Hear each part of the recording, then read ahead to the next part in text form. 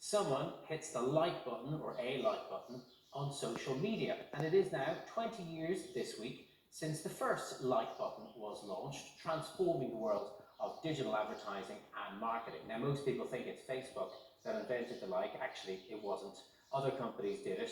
And this is one of the original drawings used by the review website Yelp when its designers were designing their like button. Bob Goodson was the person who did this very sketch, and he told me earlier how it all came about. So it really was that day's design challenge. We were trying to find ways to let users interact and say that they appreciate the review that they just read, and do that in a more frictionless way. And what's so interesting in this research is that everybody that we spoke to who had some sort of contribution to the development of this feature, which is now the most used user interface element of any, was really just working on that day's design challenge. And so this is a fascinating example of a piece of technology that really evolved.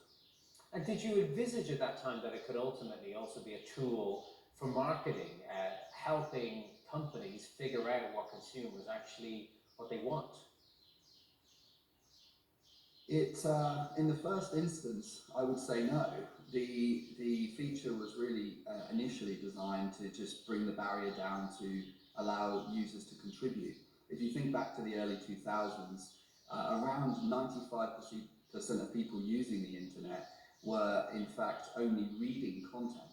Only 5% of people in the early 2000s would ever create or contribute content to the internet.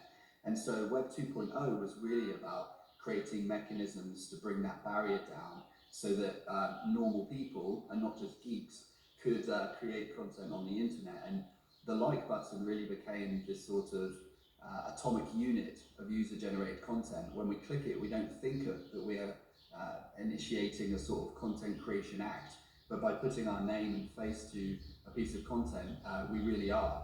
And there still is no simpler way to allow people to contribute.